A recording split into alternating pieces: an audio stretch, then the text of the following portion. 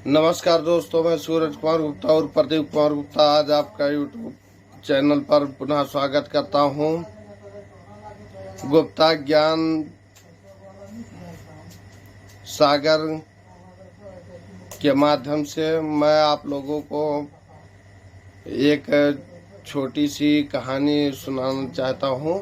इसके बाद में जो है आज के लिए भी वीडियो काफ़ी रहेगा, कल फिर बनाने का प्रयास करेंगे क्योंकि इस समय नहीं मिल पाता है, इसलिए हम तैयारी नहीं कर पाते हैं। हमने तो सोचा था कि इस समय हम आपको इंग्लिश स्पीकिंग कोर्स को जो है लेकर के आपको अच्छी ज्ञान प्राप्त करवा दें, लेकिन ऐसा नहीं हो पाया और हमको थोड़ी व्यस्तता ज़्यादा आ गई। इसके कारण जो है क्षमा कीजिएगा। प्रयास करेंगे और क्लासेस भी चलाएंगे, क्लास भी चलेगा, लेकिन तब तक के लिए वीडियो को लाइक करिए, सब्सक्राइब कर दीजिए और कमेंट बॉक्स में कमेंट ज़रूर लिखिए ताकि हम लोग हमारा उत्साह जब आप बढ़ाएंगे तो हम भी थोड़ा उत्साहित होंगे, अच्छी वीडियो आपके सामने ला करके पेश करेंगे। जब आप हमको सपोर्ट ही नहीं करेंगे तो हमको लगेगा कि जब कोई सपोर्ट ही नहीं कर रहा है तो हमको ये चीज़ें करने से क्या फ़ायदा होगा। हाँ, कहानी मुद्दे की बात पे हम आते हैं। सब कहानी में एक सेठ थे, एक सेठाइन थे। तो सेठ के यहाँ एक बेटी हुई थी जो मतलब सेठ के पास बहुत सारा पैसा था, बहुत धनी थे। उस सेठ के पास इतना धन था कि एक राजा के बराबर जैसे होता है उतना धन था। और मात्र इकलौती एक बेटी थी, लेकिन वो बेटी जो जिद कर देती थी बाप उसको पूरा करता था। चाहे वो अगर कह दे कि हमको हवाई जहाज चाहिए तो हवाई जहाज उसको ला करके दे। इतनी ज़्यादा मतलब वो जो जिस पे हार रख दे कि इसको हमें चाहिए तो उसको वो दिलवा दे। सेठानी ये सब देखती तो वो जो है चिढ़ती और कहती कि आप इतना ये सब चीज़ कर रहे हैं, बेटी को बिगाड़ रहे हैं, ससुराल जाएगी तो ये जो है ये सारी चीज़ें काम नहीं आएंगी, खाना नहीं बना पाती हैं, लड़ाई झगड़ा होगा, ये होगा वो होगा। धीरे धीरे समय बीतता गया। सेठ ने कहा अरे धीरे धीरे बुद्धि आ जाएगी जब तक बड़ी होगी। जब बड़ी हो गई तो मतलब उसकी शादी कर दिया। अब शादी कर दिया, ससुराल में गई तो वहाँ पे जब खाना बनाने के लिए बहू को बुलाया गया तो बहू ने कभी भोजन को हाथ भी नहीं लगाया था। कैसे क्या डालना है, क्या करना है, क्या नहीं करना है, ये सब चीज़ें उसको ज्ञात नहीं था। तो उसने नमक ज़्यादा कर दिया, रोटी ज़्यादा जल गई, कोई कच्ची बन गई, कोई मतलब खाना इस तरीके से बना कि पूरा का पूरा एकदम से टोटल वेस्ट। कुत्ते भी उस भोजन को न खाएं, ऐसा खाना बना। जब सामने आया तो सामने सब लोग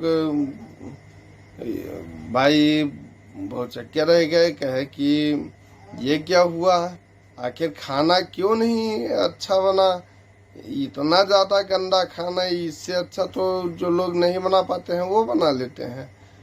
तो वो बड़े घर की सेठानी की बेटी थी, सेठ की बेटी थी, तो उसके पास पैसा था। उसने खटाक दे जवाब दिया कि जिसको नहीं पसंद आए वो जाकर के बना के खुद खा ले।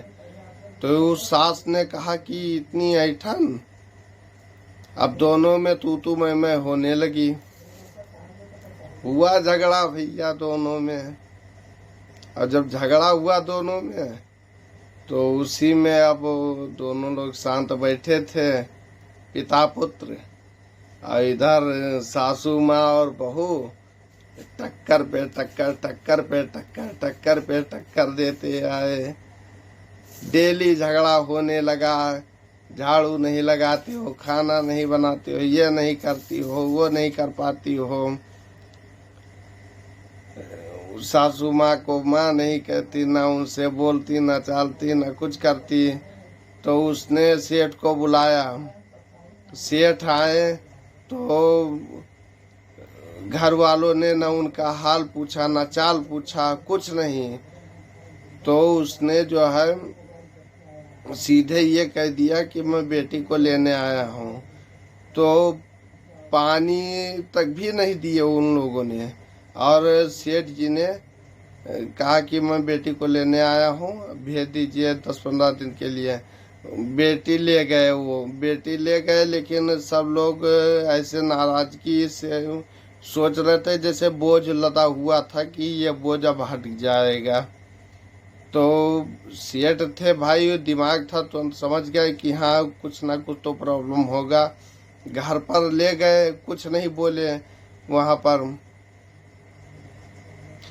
सासू माँ ने तो उनको करारा जवाब दिया उस समधी को कि आपकी बेटी तो बहुत लायकदार है, ऐसी ऐसी बातें करती है, ऐसे ऐसे कार्य करती है, समझाने पर भी वो नहीं समझती है, और उल्टा हम ही से झगड़ा करती है, वास्ती है, यह है वो है, तमाम गिल्ला, मतलब गिल्ला गवाली करने लगी। तो जब घर पर पहुँचे सेठ जी, तो उनको चिंता सताने लगी इस बारे में कि अब क्या हुआ। और ससुराल वालों ने उनको पत्र लिखा कि हमको डिवोर्स चाहिए, हमको तलाक चाहिए, हम जो है आपकी बेटी को नहीं रख पाएंगे किसी भी हालत में। अब सेठ जी बहुत परेशान, तमाम लोगों से पूछे। तब उनको एक साधु मिला। साधु ने कहा कि ठीक है, हम समस्या को सुलझा तो देंगे, लेकिन उसके लिए थोड़ा आपको भी सहयोग देना पड़ेगा, और थोड़ा कष्ट है तो कष्ट के हिसाब से हो जाएगा, थोड़ा कष्ट सहन करना पड़ेगा। तो जब ये चीज़ कहा तो सेठ जी ने कहा कि ठीक है, हम कष्ट सह लेंगे, आप उपाय बताइए।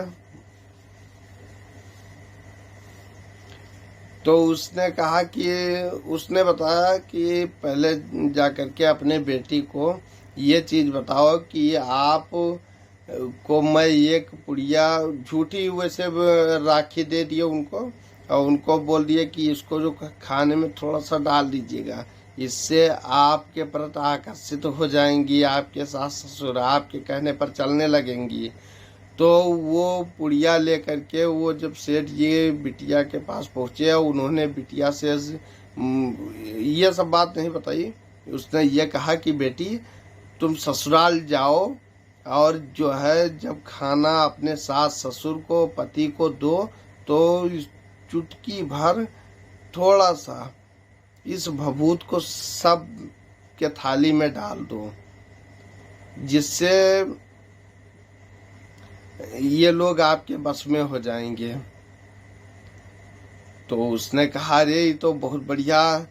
उन्होंने कहा कि आओ, बेटी ने कहा कि अरे अब तो बहुत बढ़िया, बिस्तर पर चाय मिलेगा, बिस्तर पर खाना मिलेगा।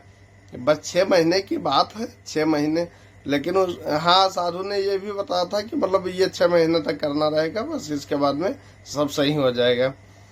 तो उसने कहा चलो 6 महीने झेल लेंगे, इसके बाद में तो सारी जिंदगी पड़ी है, सारी जिंदगी में हम जो है अच्छा कार्य कर लेंगे, ऐसा आराम करेंगे। तो बेटी फिर पुनः जब आई घर पर, तो सब लोग मुंह फेर लिए, और इस तरीके से मतलब चेहरे पर उदासीनता ले आए, जैसे मानो उनके सर पर बोझ फिर ला करके पटकने लगे। कुछ समय बीता, तो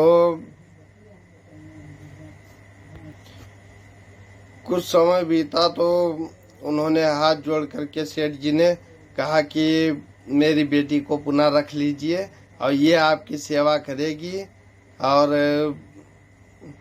कोई शिकायत का मौका नहीं देगी, लेकिन एक बार प्लीज आप लोग इसको अवसर दें, मौका दें और रख लीजिए। इतना मतलब इतना आश्वासन दे करके वहां से बेटी को छोड़ करके सेठ जी अपने घर पर चले आए। तो जब उस लड़की ने जब डेली खाना बनाने लगी उसमें थोड़ा थोड़ा सा भभूत डाल देती कि सब वश में हो रहे हैं। खाना बढ़िया अच्छा बनने लगा। अब भैया सब खुश, घर वाले खुश, सास खुश, ससुर खुश, पर जो उसके पति थे वो भी खुश कि अच्छा खाना बनाने लगी। 4 महीने बीते, जैसे 4 महीने बीते उसको जो है सब लोग प्रेम करने लगे। बहू आपने खाना खाया कि नहीं खाया, 10 मिनट लेट हो जाता तो बहू को क्या हुआ है, आखिर क्या हो गया, तुरंत सब लोग इकट्ठा हो जाते। इतना प्रेम। अब उसी इस तरीके के प्रेम को देख करके उस बेटी ने सोचा कि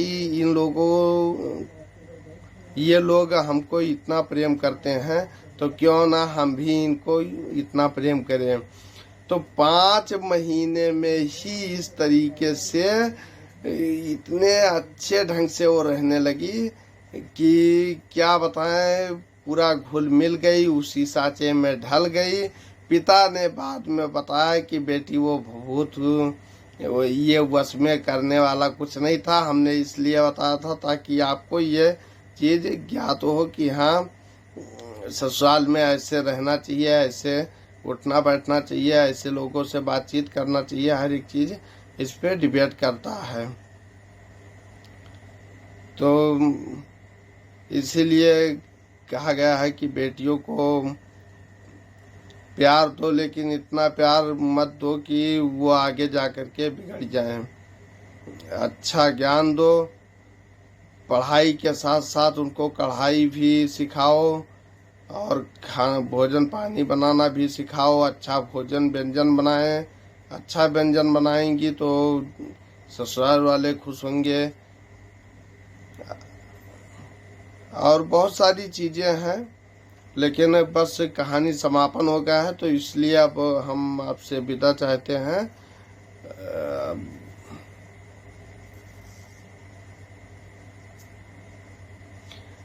नमस्कार, प्रणाम, फिर मिलेंगे कल, तब तक के लिए धन्यवाद।